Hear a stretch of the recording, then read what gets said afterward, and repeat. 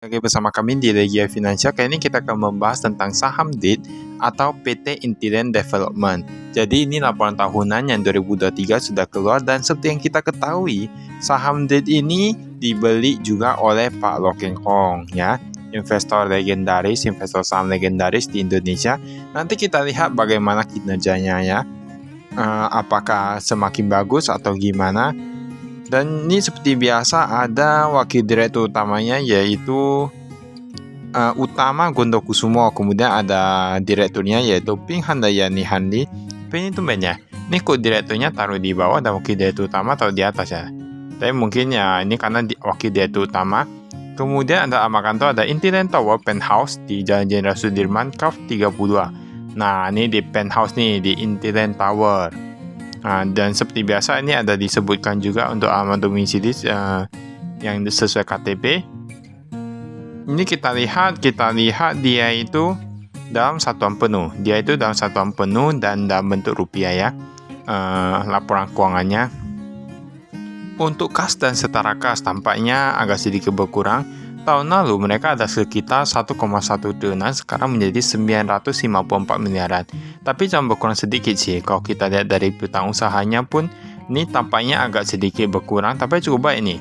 Mengapa? Karena dari awalnya yang pihak berelasi ini yang banyak, 150 miliaran, sekarang hanya tersisa 81 miliaran. Berkurang cukup banyak. Lalu untuk yang pihak ketiga, dia sedikit meningkat nih, tampaknya cukup bagus, ya, sudah cukup bagus, ya. Tetapi persediaannya ini berkurang dari 4,1 triliunan menjadi 3 triliunan. Persediaan berkurang, otomatis berarti apa? Kemungkinan penjualannya banyak. Tapi mungkin mereka gak tambah persediaan atau gimana, ya. Total aset lancarnya dari 6,4 triliunan sekarang hanya tersisa 4,7 triliunan. Memang pengurangan paling besar itu tampak di yang persediaan. Udah bisa kita lihat piutang usaha dan lain-lain. Nah, ini juga yang ingin kita bilang. Ketika persediaannya itu berkurang, berarti kalau labanya itu meningkat, kita juga harus dikurangi dalam persediaan. Kalau menurut kami kayak gitu, ya. Nah, berarti kalau misalnya laba meningkat tapi persediaan berkurang, kan sama saja itu. Piutang usaha pihak ketiga ada 18 miliaran, hampir sama. Lalu total asetnya dari 16 triliunan berkurang menjadi 14,6 triliunan. Nah, dia berkurang nih. Nanti berkurang total asetnya. Apakah nanti pendapatannya bertambah atau gimana? Ini ada investasi pada asosiasi dan Ventura bersama 400-an miliaran dari 300-an miliaran. Lalu kita bisa lihat dari properti investasi 1,6 triliunan menjadi 1,7 triliunan. Oke, ya, sampai saat ini tampaknya masih cukup bagus. Tetapi penurunan aset ini memang agak sedikit gimana gitu lah, ya, tahu sendiri, ya. Karena biasanya kalau tahun ke tahun itu perusahaan itu asetnya itu terus bertambah, tetapi ini tumben dia berkurang dari 16,3 triliunan menjadi 14,6 triliunan. Dan bahkan nih kalau kita lihat ini goodwill-nya masih oke-oke saja, ya, belum begitu banyak. Ini harus kita lihat saja utang bank jangka pendek. Nah, utang bank jangka pendek pun berkurang 1,4 triliunan menjadi 1,2 triliunan. Oke, cukup oke, bagus. Utang usaha pihak ketiga berkurang, bagus. Ini lalu ada total hutang jangka pendek. Wah, ini berkurang juga nih. Tampaknya entah karena liability atau hutangnya berkurang maka SCM berkurang atau gimana. 6,1 triliunan menjadi 4,1 triliunan, itu penurunannya. Dan jangka panjang menurun sedikit saja. Total liabilitasnya dari 10 triliunan menjadi 8 triliunan. Jadi bisa kita tebak nih, itu berarti apa? Total asetnya kan tadi berkurang, dan ini total liabilitas pun berkurang hampir sama, sekitar 2 triliunan. Berarti kan masih oke, ya.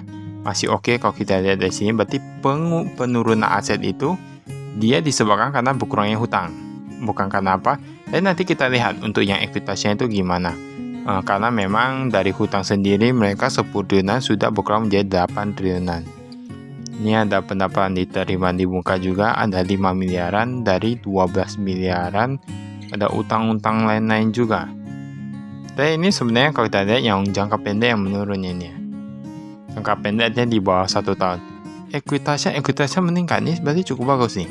Dari 6,2 triliunan sekarang menjadi 6,5 triliunan. Menjadi 6,5 triliunan, ya. Ini cukup bagus sih menurut kami. karena ekuitas meningkat, lalu untuk yang hutangnya menurun, penjualannya meningkat juga 3,1 triliunan menjadi 3,9 triliunan. Beban pokok tapi meningkat. Nah, beban pokok meningkat dan ujung-ujungnya laba kotornya dari 1,2 menjadi 1,5 triliunan. Untuk yang laba usaha. Sebenarnya mereka ada penambahan di beberapa Jadi laba usaha menjadi 1,2 triliunan dari 900-an miliaran. Nah, ini ada pendapatan bunga juga kurang lebih 24 miliaran dari 44 miliaran, sedikit berkurang.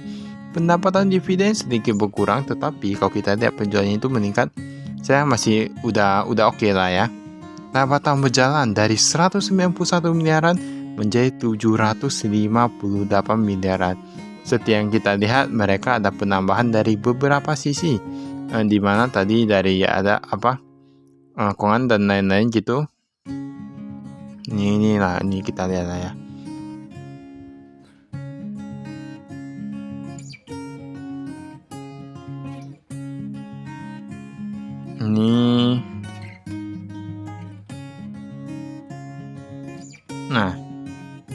Ini saya nanti kita bisa lihat juga dia pembayaran kepada pemasoknya itu berapa ya. Sebenarnya dia bukan peningkatannya bukan dari apa aja sih. Memang kalau kami lihat paling banyak itu dari pendapatan. Dia, dan ada pengurangan dari cadangan kerugian penurunan nilai, beban bunga dan lain-lain. Ini mereka berkurang dari sana. Paling banyak itu dari komponen pendanaan. Dan tadi komponen pendanaan itu berkurang, jadi liability-nya berkurang.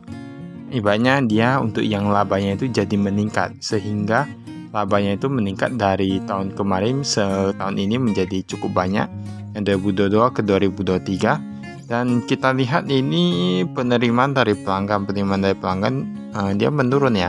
Dia menurun, lalu untuk yang pembayaran kepada pemasok menurun. Nah, inilah yang perlu kita lihat ya. Tadi kita lihat kan labanya itu kan ratusan miliaran. Dan ini pembayaran kepada pemasok dia pun berkurang loh. Dari 1,8 triliunan menjadi 1,3 triliunan. Kalau kita kurang-kurangi, itu sekitar 500-an miliaran. Dan jika dilihat dari persediaan juga yang tadi berkurang. Nah, itu jadi bisa diketahui lah sebenarnya itu labanya itu benar-benar laba atau cuma karena pengurangan persediaan dan lain-lain. Tapi sebenarnya kalau ini perusahaan properti, dia terus menambah, nanti ke depannya dia menambah lahan lagi.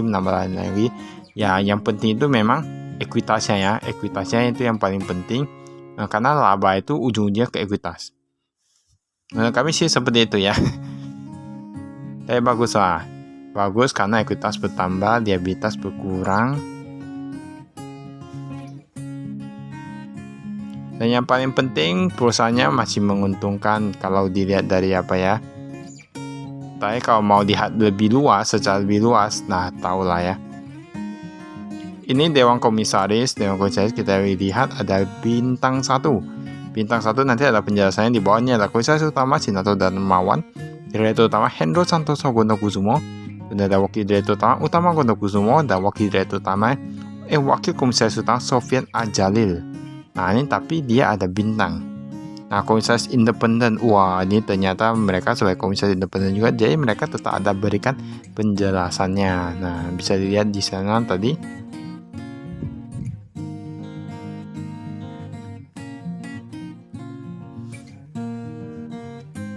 Nah, ini kita skip.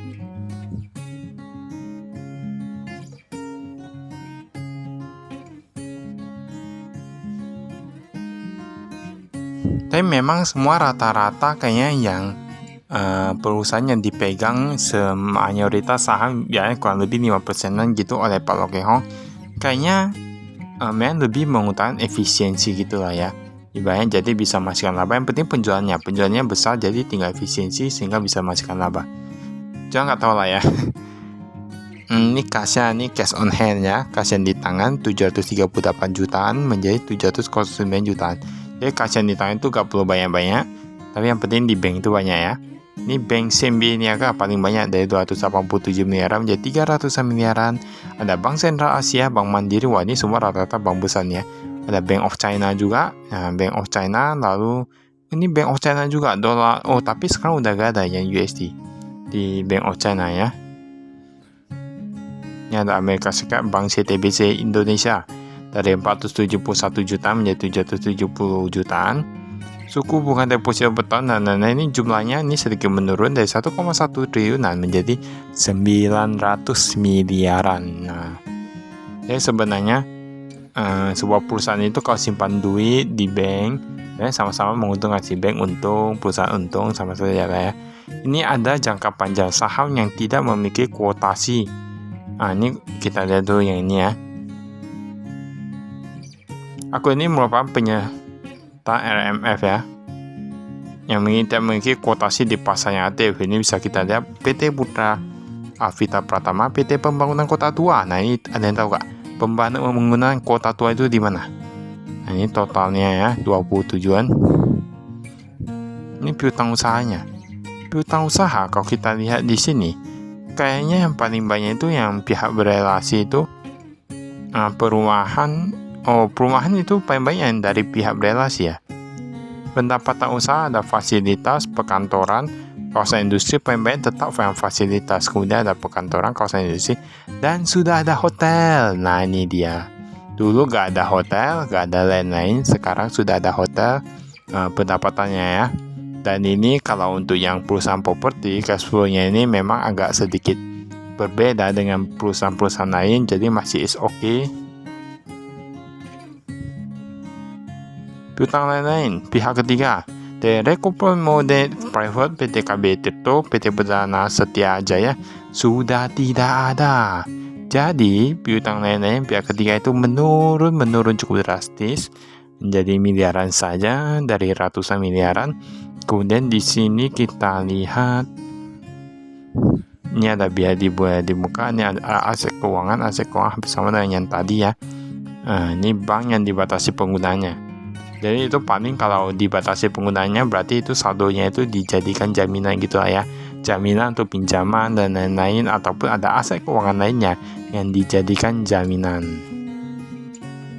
Memang seperti itu ya. Sebenarnya dunia industri ini banyak pinjam duit, jamin ini, pinjam duit, lalu putar lagi, dapat duit, bayar lagi. Ini ada aset tetap, bisa lihat di sini.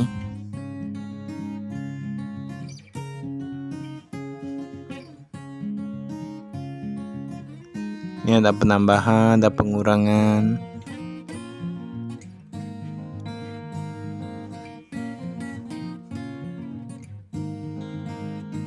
Ini utang banknya. Utang bank kita lihat yang jangka pendek masih perlu bayar 1,2 triliunan dari 1,4 triliunan. Berarti sudah mulai cukup menurun. Tapi memang kalau kita lihat dari keseluruhan, sebenarnya prosesnya itu kayak sudah mulai sedikit membaik ya. Sudah mulai membaik lah ya setelah dipegang oleh Pak Loh Keng Hong. Memang Pak Loh Keng Hong ini kan tampaknya agak cukup berperan dalam sebuah perusahaannya.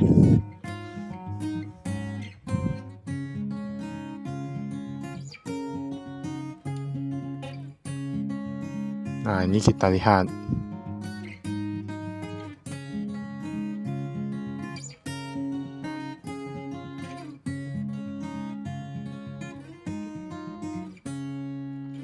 Jadi sebenarnya kalau kami lihat Pak Loh Keng Hong itu beli sesuatu itu bukan hanya lihat per atau PBV aja. Karena kami memang manajemen dan lain-lain, itu semua dilihat semua lah ya. Memang terpenting kayak manajemen. Ini pendapatannya. Pendapatan bisa dilihat dari sini. High rise itu dia meningkat cukup banyak loh. Pendapatan dari penjual high rise. Nah, itu tahu gak itu yang gimana? Itu yang tinggi-tinggi, nah badan tinggi-tinggi itu artinya menembus langit gitu ya. Perumahan cukup oke juga, 630 miliaran menjadi 800 miliaran. Jadi mungkin untuk beberapa orang yang terjun di dunia properti, mungkin bisa melihat bagian mana saja yang memang dia lebih menguntungkannya. Ada buang penjualan, ada promosi iklan dan lain-lain. Promosi sedikit meningkat ya, dari 28 miliaran menjadi 30 miliaran. Lalu ada komisi penjualan, ada lain-lain. Ini beban umum dan administrasi. Ini gaji meningkat. Oke, 157 miliaran menjadi 160 miliaran. Nah, di sini ada sumbangan dan representasi ya, sedikit berkurang tapi setidaknya ada sumbangan ya. Ini sumbang 5 miliaran masih cukup oke daripada yang nggak sumbang gitu lah ya. Ini ada keamanan, dia sedikit berkurang, dan keperluan kantor dan lain-lain. Ini ada pendapatan bunga. Pendapatan bunga sedikit berkurang. Saya bukan cukup banyak sih, dari 44 miliaran menjadi 24 miliaran. Tapi yang paling tinggi itu mungkin karena deposito lah ya. Deposito sudah mulai berkurang. Ini kita lihat di sini pajak penghasilan, kita skip dulu.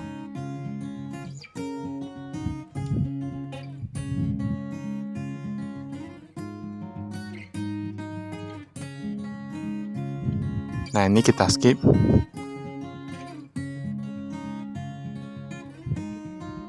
Nah, ini mereka rangkum lagi, tapi dia dalam bentuk lebih ke horizontal lah ya. Oke, itu saya ada kami. Sekian dan terima kasih. Saya investasi.